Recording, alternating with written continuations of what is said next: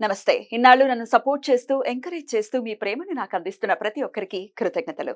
అలాగే ఈ వీడియో కూడా ఖచ్చితంగా మీకు ఉపయోగపడుతుంది. లైక్, షేర్ అండ్ సబ్స్క్రైబ్ చేసి మీ సపోర్ట్‌ని నాకు అందించండి. అలాగే ఈ వీడియో పట్ల మీకున్న అభిప్రాయాన్ని కామెంట్ సెక్షన్‌లో కామెంట్ చేసి తెలియజేయండి. ఇప్పుడు వీడియోని చూద్దాం. నమస్తే. Welcome to our channel. నేను పద్మిని. ప్రస్తుతం మనతో పాటు వైదిక్ ఆస్ట్రాలజర్ అవినాష్ దాస్ ఉన్నారు. మాట్లాడదాం. అవినాష్ గారు నమస్తే అండి. ఓం నమ శివాయ. ఓం నమో వెంకటేశాయ.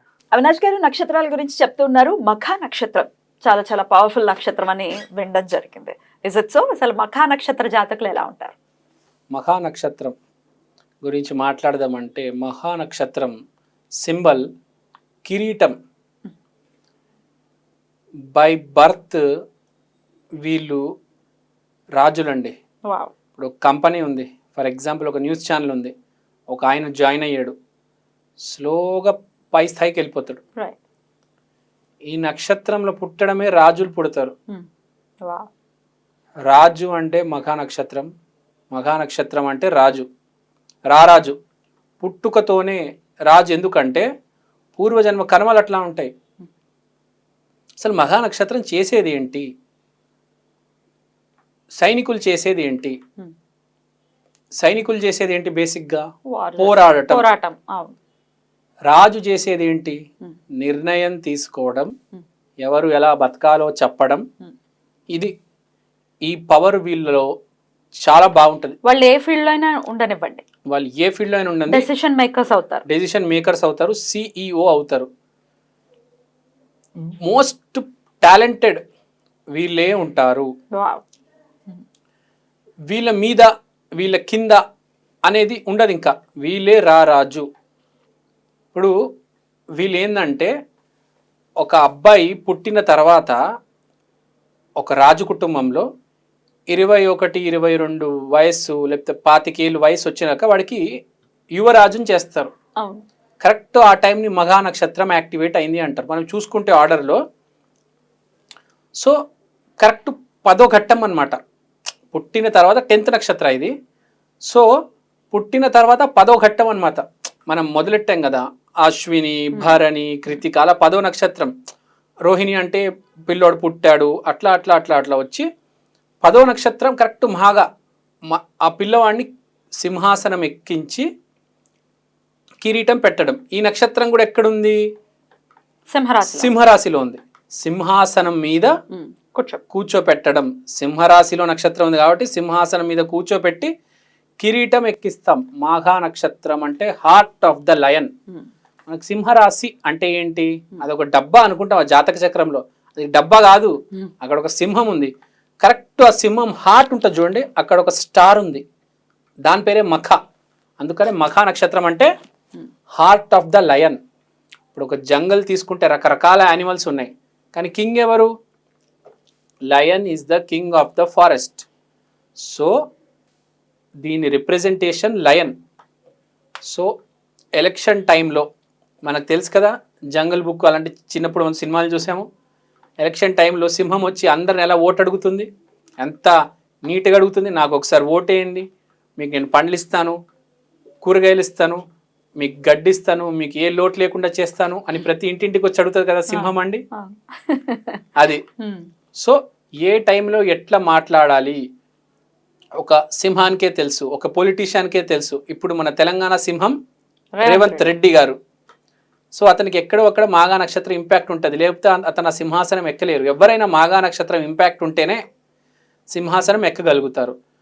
మాఘా నక్షత్రంలో పుట్టిన గొప్ప వీరులు ఎవరంటే ఒకడు భీముడు, ఇంకోడు కర్ణుడు.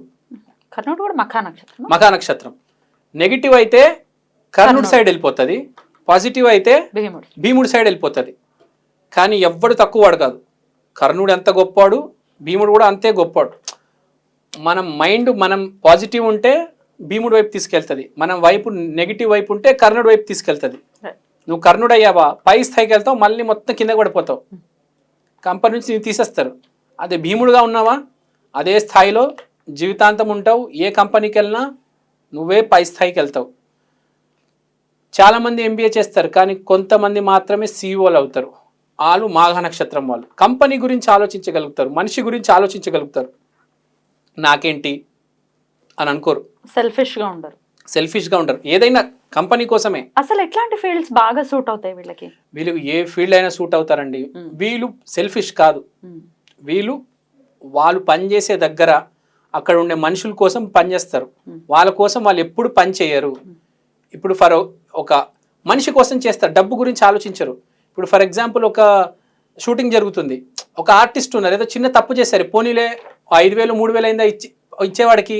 ఆర్టిస్ట్ మనుషుల కోసమే ఆలోచిస్తారు ఎప్పుడు. రాయల్, రీగల్, పాస్ట్ లైఫ్ డెప్ట్ ఉంటుంది వీళ్ళకి, ఒక పాస్ట్ లైఫ్ డెప్ట్ ఉంటుంది. నేను ఈ కంపెనీకి వచ్చి ఈ కంపెనీని ఇంతవరకు పైకి తీసుకెళ్ళాలి అని. ఇప్పుడు మా టీవీ కావచ్చు, ఈటీవీ కావచ్చు, TV9 కావచ్చు, రెడ్ టీవీ కావచ్చు, ఏ కంపెనీలైనా ఒక అధికారి ఒక మంచి స్థాయిలో ఒక CEO పొజిషన్లో పెడతారు.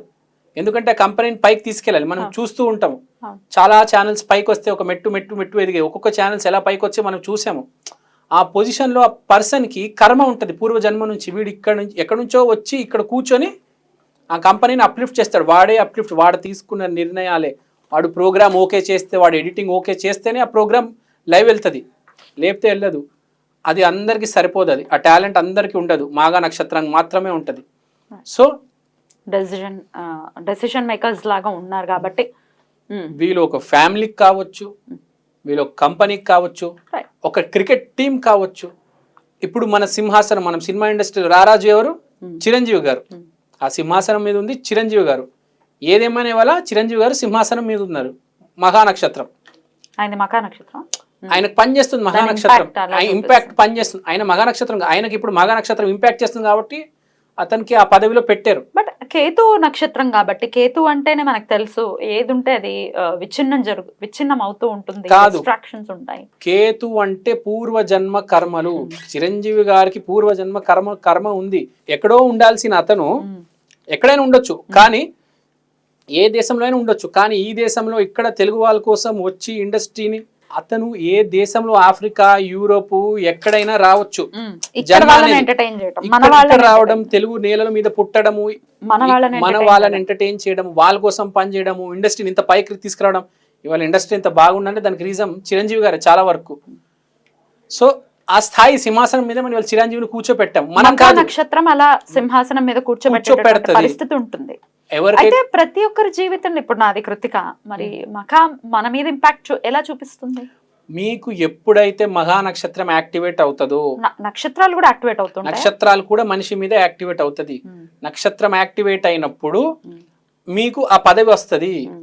ఇప్పుడు మీ నక్షత్రాలు మఘా నక్షత్ర పవర్ఫుల్ ఉంటే, మీ లగ్న జాతకంలో మఘా నక్షత్రం కాదు, మీ నవాంశంలో ద్వాదశాంశంలో కూడా మఘా నక్షత్రం స్ట్రాంగ్ గా ఉంటే, అది గనక యాక్టివేట్ అవుతే మీకు ఆ పదవి వస్తుంది. మీరు చూడండి, సడన్ గా కొంతమంది, ఇప్పుడు రేవంత్ రెడ్డి వస్తారని ఎవ్వరు అనుకోలేదు, కానీ అతను వచ్చారు. సో ఎక్కడొక్కడ మఘా నక్షత్రం ఇంపాక్ట్ ఉంటుంది. రైట్. ఒకవేళ నెగటివ్స్ ఉన్నాయండి, మరి పాజిటివ్ గా మారాలి మా జీవితం అంటే ఎట్లాంటి రెమెడీస్ చేసుకోవాలి? ఇప్పుడు పాజిటివ్ గా మారాలి అంటే నేను ఒకటే చెప్తానండి. ఇప్పుడు కర్ణుడు మనం చూసాము ఏమయ్యాడు. ఇప్పుడు కర్ణుడు తక్కువవాడు ఏం కాదు. కర్ణుడు వల్లనే మహాభారత యుద్ధం చెయ్యాలి అన్న థాట్ దుర్యోధనుడికి వచ్చిందంటే అది కర్ణుడు వల్లే వచ్చింది. కర్ణుడు అండ్ భీష్ముడు వీళ్ళిద్దరు పవర్ ని చూసుకునే వెళ్ళాడు. రైట్. భీష్ముడు పెద్ద అయినా కర్ణుడు బాగా టాలెంటెడ్. వీళ్ళు కూడా యుద్ధంకి వెళ్లే ముందు ఒకసారి ఆలోచన చేయాలండి.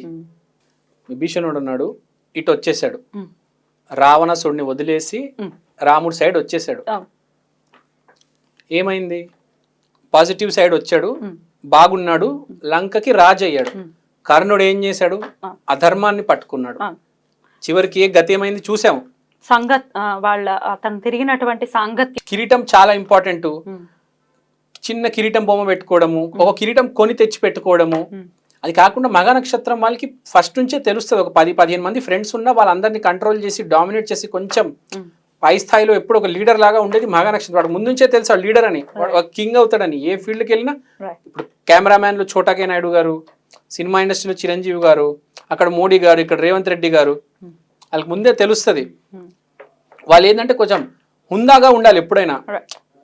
ఇప్పుడు వైట్ షర్ట్ వేసుకున్నా కూడా దానికి మంచి గంజి పట్టిన ఇస్త్రీ వేసి కొంచెం హుందాగా ఉండాలి అనమాట. ఎప్పుడు పిచ్చోళ్ళలాగా ఉండకూడదు. అలాంటి వాళ్ళకి బాగా నచ్చదు. చాలా రాయల్ గా ఉండాలి. రాయల్ కలర్స్ వేయాలి. దాని యాక్టివేషన్ ఎక్కువ ఉంటది. ఏదైనా బండి కూడా రాయల్ బండి కొనాలి. పిచ్చి పిచ్చి బండ్లు కొనకూడదు. పిచ్చి పిచ్చి colour, royal colour, white colour, అట్లాంటి బ్లాక్ కలర్స్ అంటే రాయల్ కలర్స్ కొనాలి. రైట్ అండి, చాలా బ్యూటిఫుల్ గా ఎక్స్ప్లెయిన్ చేశారు. Thank you so very much. నమస్తే.